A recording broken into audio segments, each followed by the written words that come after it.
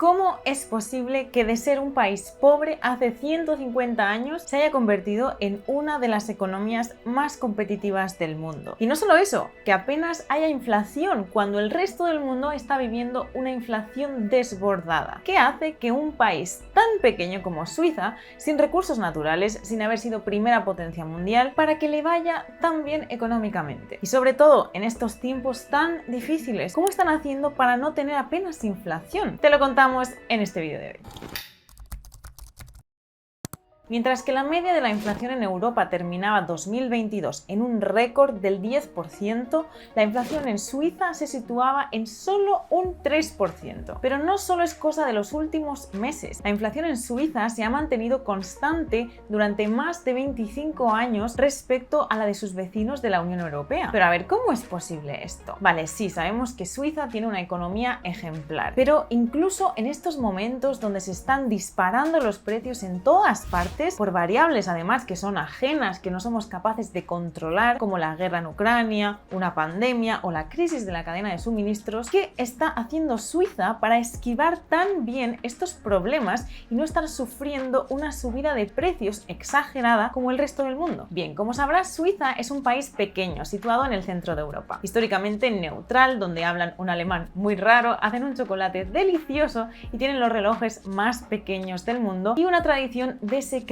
bancario. Suiza además tiene una población de 8 millones de habitantes, casi tantos como la comunidad de Andalucía en España, la ciudad de Bogotá o la región metropolitana en Chile. Lo más interesante de este país es que no tiene recursos naturales ni petróleo. Su población vive de hecho del sector servicios, no tiene mar, no ha sido un país colonizador, no está en una posición estratégica, está enclaustrado en medio de las montañas y aún así es el país más próspero del mundo. Suiza está distribuida en cantones, que sería algo así como los estados o las comunidades autónomas. La organización política de estos cantones es también un sistema muy interesante que nos daría para otro vídeo. Su sistema económico está centrado principalmente en el sector servicios. Un 70% de la población se dedica a prestar servicios a otros ciudadanos y solo una minoría de los habitantes suizos se dedican al sector primario o de la agricultura. Este país tiene un sector industrial muy pesado, con empresas de la talla de Nestlé y una de las industrias farmacéuticas más importantes del mundo, con empresas como Novartis o Roche. Y es que los suizos creen que no hay prosperidad sin inversión en desarrollo tecnológico y por eso invierten un 3% de su PIB en innovación y desarrollo, teniendo más de 60 organizaciones punteras de educación superior como el CERN o el PSI. Y para esto también necesitan formar a las mejores mentes invirtiendo en educación. Suiza tiene varias universidades en el top 100 mundial, entre ellas las universidades estatales de Ginebra y Zúrich. Tampoco olvidemos que las guerras son muy caras y probablemente la mayor destrucción de riqueza para la sociedad. Así que no meterte en líos mientras tus vecinos se lían a cañonazos es de las mejores cosas que ha hecho el país helvético. Bueno, está claro que Suiza es un ideal de país y su prosperidad no ha surgido de la noche a la mañana, pero estudiar cómo Suiza actúa en momentos tan delicados como el actual, cómo ha conseguido ser tan resiliente, nos puede ayudar a comprender mejor la economía que finalmente nos afecta a todos. Muchos creen que el factor principal de la actual inflación es la impresión de dinero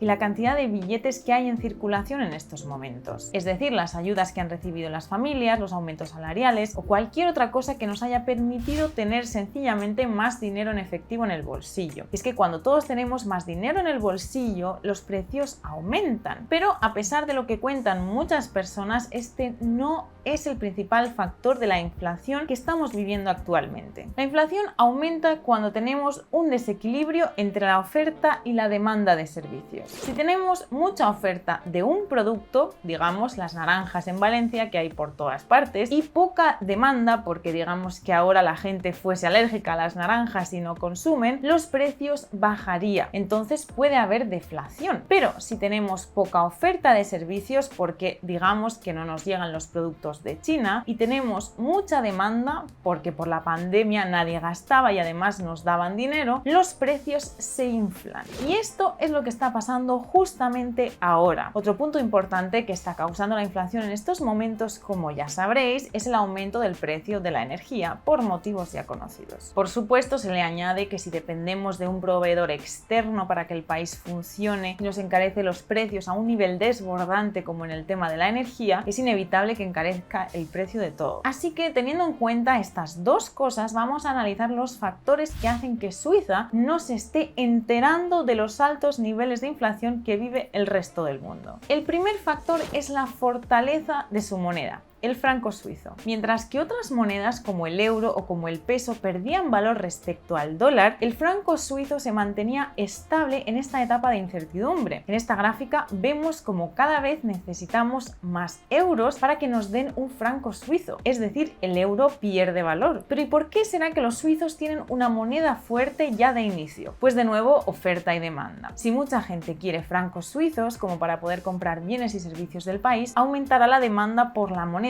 y se fortalecerá. Otro de los motivos importantes de la fortaleza y estabilidad del franco es que es una moneda refugio. ¿Y te acuerdas de cuál es el material refugio por excelencia?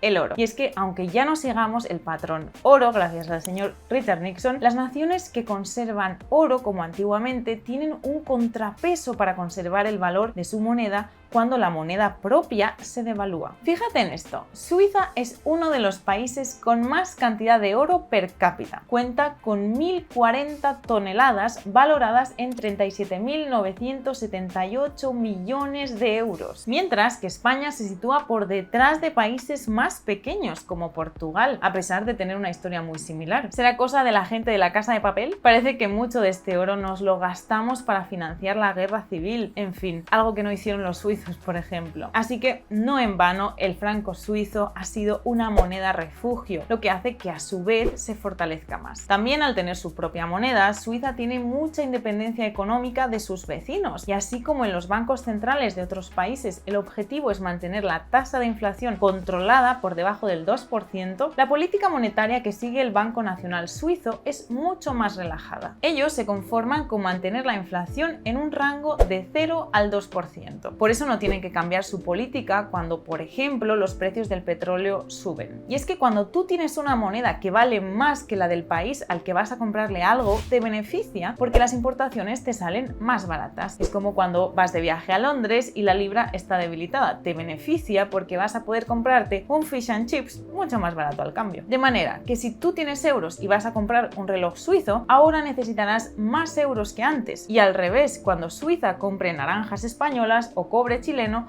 va a necesitar menos francos para poder comprar lo mismo. Y este fenómeno le permite a Suiza comprar más barato y atenuar su nivel de inflación. De hecho, las ciudades fronterizas como Constanza en Alemania suelen ser de gran atractivo para comprar artículos que son muy caros en su propio país, como por ejemplo comprarse un coche. Esto es porque en Suiza hay un alto coste de vida y las cosas son ya de por sí más caras que en otros países vecinos. Así que para los suizos el aumento de precios, que además ha sido pequeño, solo de un 3%, recordemos, no supone un lastre en la economía familiar porque representa una pequeña parte de sus gastos totales. Y a pesar de que se dice que Suiza tiene una economía bastante libre en algunos aspectos, esto no es así en todos los sectores, sino que tiene una política proteccionista, especialmente con los sectores de la agricultura y el sector energético. Suiza protege su propia agricultura con altos impuestos a los productos importados, de manera que se tienden a elegir los productos locales en lugar de los productos importados por su menor costo. Otro factor que está empujando mucho la inflación al alza en Europa es la subida del petróleo y combustibles fósiles por la guerra de Ucrania. Alemania, por ejemplo, es altamente dependiente del gas ruso, donde están viviendo una crisis política por la complicada situación. En cuanto al sector energético, en Suiza también está altamente regulado, y es que es este sector precisamente en el que la mayoría de países empuja fuertemente la subida de los precios. Para que te hagas una idea, según los datos de la OCDE OCDE, en Estados Unidos la subida de precios de la energía supone un 7% del índice del IPC, el medidor de la inflación, y el 10% en Alemania. En cambio, en Suiza es solo del 5%. Y es que los suizos tienen la gran ventaja de ser independientes en materia de energía. Gracias a los lagos, los ríos y la geología montañosa, Suiza cubre el 90% de sus necesidades energéticas a través de un monopolio de centrales nucleares e hidroeléctricas propias, donde el Estado regula los precios. Es decir, los hogares no pueden elegir libremente su compañía eléctrica, pero el Estado se asegura de que estén bajo ciertos baremos y una subida de los precios del gas no se traslada a los consumidores. En definitiva, que la subida del gas y del petróleo no ha afectado al precio de la energía como sí lo estamos sufriendo todos los países vecinos. Y otra razón por la que en Suiza apenas hay inflación es porque han habido bajos aumentos salariales. Y te preguntarás, pero qué tontería, ¿no será mejor tener un aumento para poder pagar los altos precios? Recuerda que si todas las personas de una economía de repente tienen más dinero en su bolsillo, sea en forma de bonos o de aumentos salariales, aumentará la inflación también. Así que el lento crecimiento salarial en estos tiempos hace que las personas suizas no ganen más que antes, pero esto ha favorecido a que los precios no se disparen. Así que mucho tenemos que aprender de este pequeño país en las montañas. Pero si quieres ir aprendiendo de cómo hacer tú para que no te impacte tanto la subida de la inflación, te recomiendo que te protejas siguiendo estos consejos que te dejo aquí. Te veo allí. ¡Hasta pronto! ¡Chao!